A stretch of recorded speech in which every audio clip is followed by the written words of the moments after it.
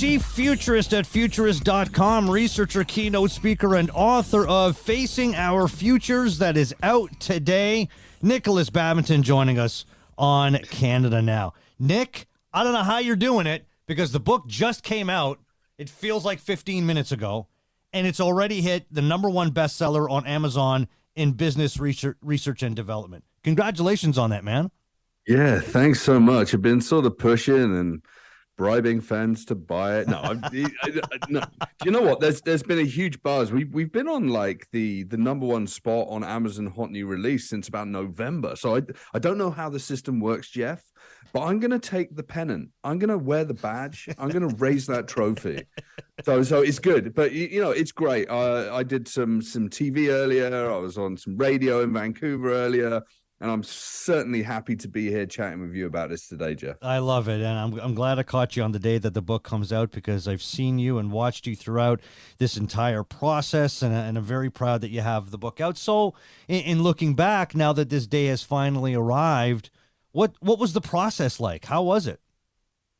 The process of writing the book? Yeah, everything. Like and then putting it out and having it edited. So yeah, I mean, I signed with Bloomsbury 2 years ago. A great guy called Matt James, who sort of moved on from there now, but he sort of believed in this and he signed me. I several months of research, coming up with ideas.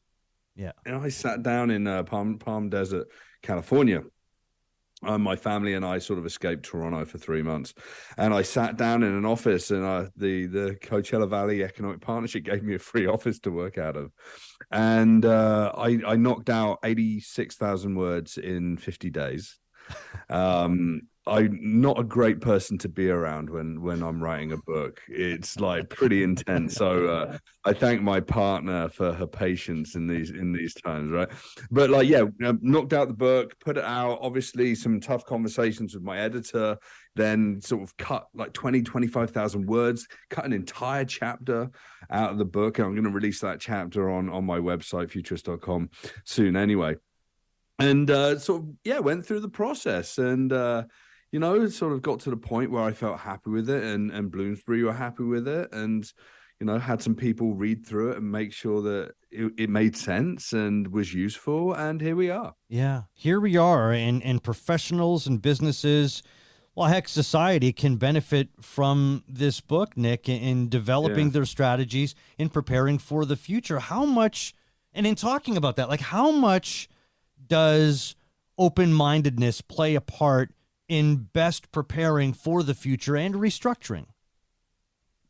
I always say that nostalgia is like the enemy of any good futures thinking, right? We fall into the trap of like, oh, we've always done it this way, or look at what's come before us. How can we change? It's too difficult to change, or whatever.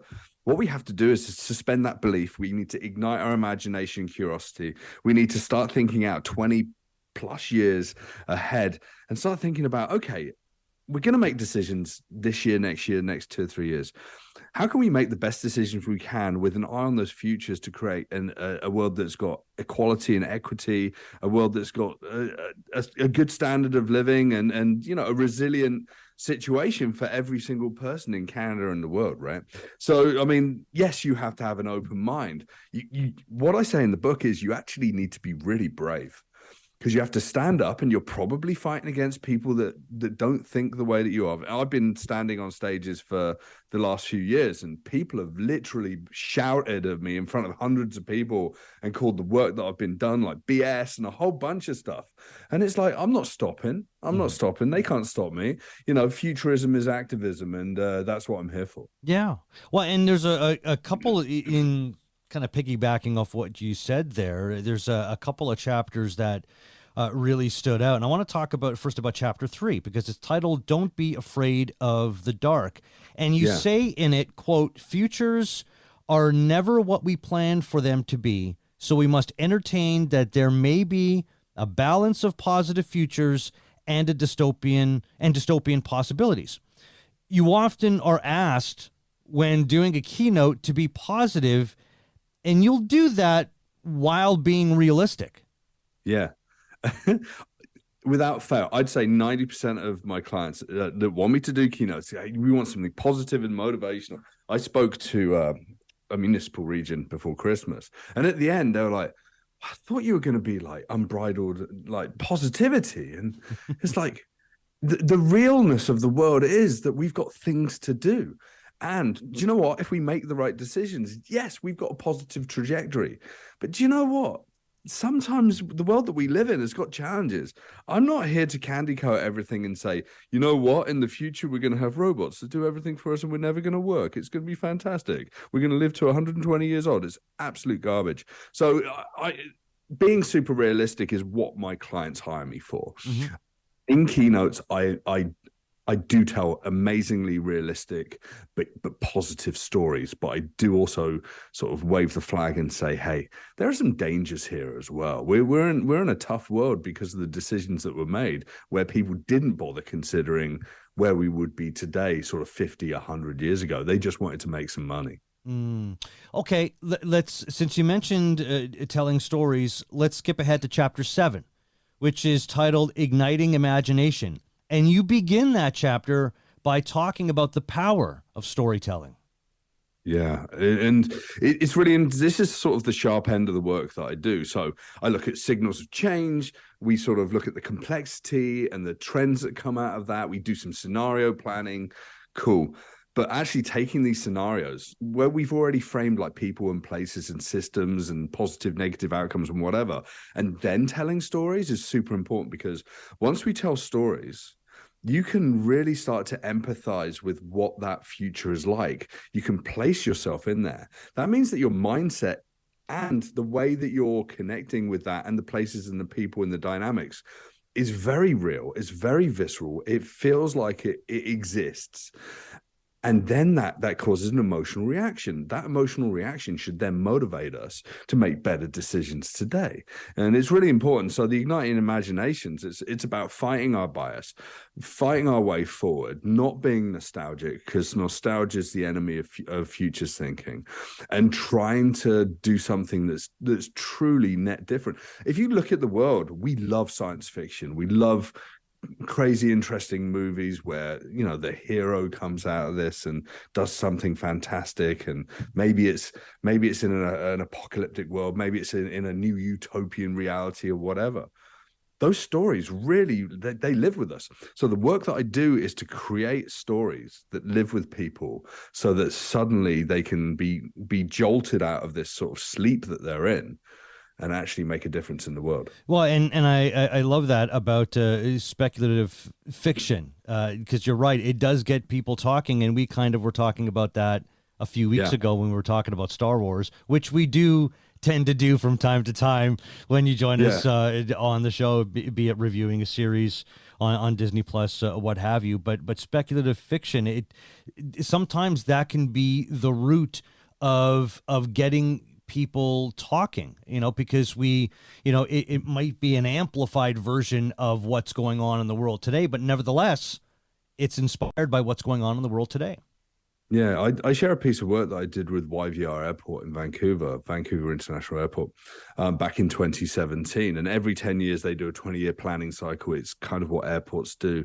And what they did was they brought me in and I said, can I write science fiction stories, like short science fiction stories? And between that and the video we produced and the media that we sort of put out there, I went on a speaking tour with the CEO and president of YVR, Craig Richmond at the time.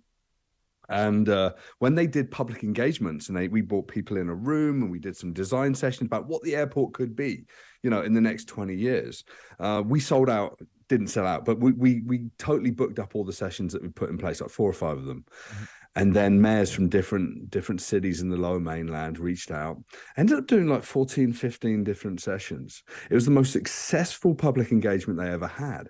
And if you go to YVR Airport, there's a place called Pier 9, which they've just opened, which has got a bunch of the concepts that I imagined in basically a science fiction story about YVR in the year 2037, like, you know, a sort of an encapsulated forest where you can look up and be outside. You've got augmented reality polar bears and sounds. That's cool to me. That's great, and that is amazing when you see that happen, you know. Well, in just this conversation, you've discussed a number of different ways in which stories can be told, be it while you're on stage in the spoken word or with the written word as well. What about companies? Are companies doing enough storytelling? I don't think they are. I think they've got marketing departments and brand people that kind of sell, these stories of their consumers and like the, nice little moments. I worked with, when I worked in advertising, I worked with one of Canada's largest animal-based, telco operators. And let's find the story. And it was always like the downtrodden person or the amazing community. And this is great. But what organizations aren't doing is trying to create net new stories of things that haven't happened so that they can imagine what they're like. And when I've worked with companies and some of the biggest, governments in the world and some of the biggest companies in the world, they're really impactful, and small startups in Canada as well. They've changed the game, completely changed the game. And there's research that I say in the book that says that, companies that have got future readiness and vigilance, that do look ahead, they're more profitable and they grow by 200% growth versus people that don't do it. Right. I love this about you, and you've done this on our show. You'll say, hey, have you ever read the book by so-and-so? You should check it out because it says this. And you do a lot of that in this book. Like you include a ton of references in the book, and you encourage them, listeners that is, to go out and check them out on their own. Yeah, so I wrote the book to be a primer about futures thinking and foresight as much as I did about sharing some of my ideas. There are dozens of people in the book that are incredibly smart, dedicated their lives to this craft, doing incredible things ongoing. And this book is as much me signposting to all of those and to go and give them the respect and the work that they deserve, as much about, getting me noticed as a thinker in this world. The community of foresight out in the world has been so rewarding to me. I really love it, and I love the people in it. So this is a signpost to them, and it's also sort of me waving a flag and saying, hey world, let's wake up and do something really cool. Yeah, and you say that what we all have in common is facing our futures, and doing so together with an open heart and open mind, with a long-term mindset, echoing what you said earlier on about looking 20 plus years ahead. All of that is just so important in moving forward. Yeah, so important. And every day I wake up trying to work out what comes next. Yeah. We can still connect with where we are. We can still connect with history, but we cannot do those two things independently of considering what futures come ahead of us. Well, the book is called Facing Our Futures. It's out today. It's already hit the #1 bestseller on Amazon in business research and development. Chief Futurist at futurist.com, researcher, keynote speaker, and of course, author as well. Nick Badminton. Nick, it's such a privilege to get to call on you once a week. I look forward to talking to you next week. Congratulations on the book, and hopefully you'll still answer our call in about a week's time when you're a big name author and doing the book tours and all that stuff. So yeah, I'm just about to change my number, Jeff. Goodbye. It was nice knowing you, Nick. Thank you. No, thanks for all your support, Jeff. I appreciate it. Take care. Always. Facing Our Futures. Again, it's by Nick Badminton. Go and get it.